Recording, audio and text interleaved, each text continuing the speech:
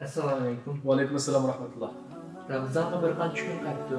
Ramazon qanday tayyorlangan?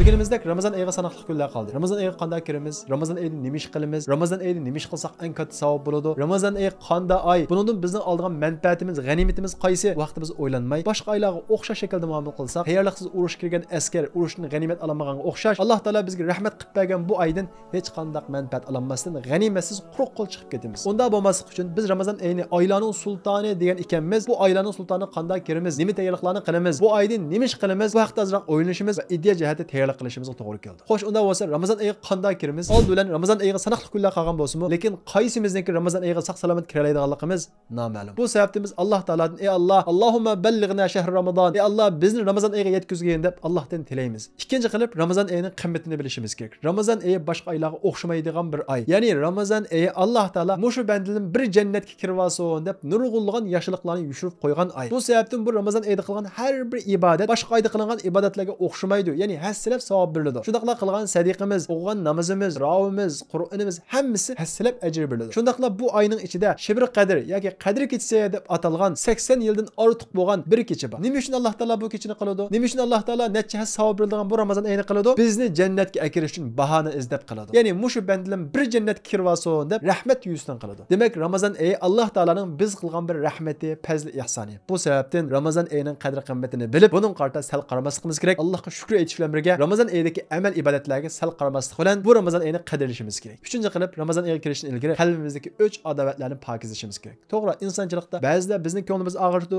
biz boshqalarning ko'nglini og'irtamiz, ammo Ramazon kirishdan ilgari biz ko'ngilni og'ritib qo'ygan odamlar bo'lsa, ularga uchur yozib, telefon qilib yoki ko'rishib, ulardan kechirim so'rab, Ramazon oyiga qalbimizda hech kimga o'ch adovat saqlamagan asosda, ya'ni musulmonlarga o'ch adovat saqlamagan asosda kirishimiz kerak. Chunki salaflarimiz, ya'ni ilgiriki sahobalar va sahobalardan keyin kishilar Ramazon oyiga qalbida bir odamga o'ch adovat bor shaklda kirishni nihoyat yomon ko'radi. To'rtinchidan Ramazon oyiga kirishdan ilgari bugungi kunimizda ko'pincha kishilar sal qarayotgan boshqalarning moddiy haqlarining hammasini ado qilib o'tishimiz kerak. Ya'ni bir ishga tegishli moddiy haqlari bo'lsa, yuqorida bizda o'tgan ma'naviy haqlarga diqqat qilganga o'xshash moddiy haqlarga diqqat qilishimiz kerak. Chunki moddiy haqlar bizning qilgan amallarimizning Alloh dargohida qabul bo'lishini to'sib qo'yadi. Masalan, siz boshqalarning pulisini elib olib yoki boshqalarning bir ishga tegishli pulisini bermay turib, haram ko'rib, yetib olib, qanchalik Qur'on o'qing, Alloh taolo o'qigan o Qur'oningizni, u haramning imomlarining keyin o'qigan tarovihlaringizni qabul qiladimi? Bir odamning pulisini bermay, uningga zulm qilib turib yoki yig'iltib turib Allohga ibodat qilaman deb bir kishilik ibodatimizdan mashg'ul bo'lsak, bu o'zimizni oldigandan boshqa narsa emas. Masalan, payg'ambarimiz Muhammad alayhisalomga Jibril alayhisalom kelib, "Ey Muhammad, shahidlik tun gunohlarni kechirim qiladi" dedi. Payg'ambarimiz Muhammad alayhisalom sahobalarga buni dedi. Degandan keyin sahobalar, "Ey Rasululloh, zodi mushu shahidlik butun gunohlarninki, ya'ni butun haqlarning hammasini afu qilamdi" dedi. Payg'ambarimiz Muhammad alayhisalom birdan turib qoldi.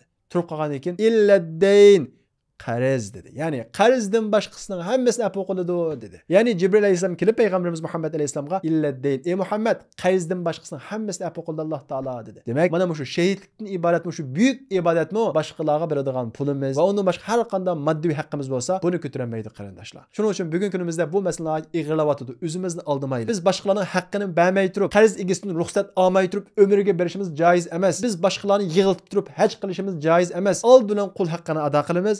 Lekin Allohning haqqini ado qilamiz. Shuning uchun biz Ramazonda qilgan amallarimizning savobini to'liq ilib ketaylik deydigan niyatda bilan bo'lsak, Ramazon kirishdan ilgari moddiy haqlarni qaytarishga ahamiyat beraylik. Endi Ramazon oyi kirgandan keyin qaysi ishlarni qilamiz? Albatta Ramazon oyi roza oyi. Ya'ni roza tutish 5 islom asosiy prinsipining birisi. Bir odam roza tutmasa, u odam haqiqiy musulmon hisoblanmaydi. Shuning uchun aqlliq, ya'ni sarang emas, balog'at ketgan har birimiz roza tutamiz. Bu bir farz, xuddi namozga o'xshash farz. Ikkinchisi tarovih. Ya'ni Ramazondagi eng ulug' ibodatning birisi bo'lsa tarovih. Albatta ko'pinchimiz tarovih o'qishimiz mumkin. Ammo buni kundan-kunga sal qaraydigan shunday ahvollar mavjud. Endi Ramazondagi tarovihdan mahrum qoldik deganlik va cho'ng yaxshilikdan mahrum qoldik deganlik bo'ladi. Ikkinchisi Alloh yo'lida sadiq qilish. Ko'pincha kishilar zakotni Ramazonga to'g'rilab beradi. Nima uchun? Ramazonda savob ko'plab berilganligi, hasilab berilganligi uchun farz bo'lgan zakotni Ramazonda beraylik, mush orqali zakotning savobini olaylik. Ya'ni zakotni gadrimizdan ado qilaylik, ham uningga hasilab savob olaylik deganni umid qilib Ramazonda zakot beradi. Esimizda bo'lishi kerak, zakot bizning pulimiz emas u. Zakat bizning pulimizdagi, ya'ni puli shu 85 gram oltinning qimmatiga yetgan kishilarningki puldagi nomrodlarning haqqi. Shu xuddi o'zimizning pulimizni bergandek his qilib qolmayli. U Alloh ilib bo'ldi bu pulni. Faqat bizning bergilmay turgan yerimizdan bor. Shuning uchun zakotlarimizni Ramazonga to'g'rilaganlar, Ramazonga kechiktirganlar bo'lsa, buningga asla va asla sal qaramaydi.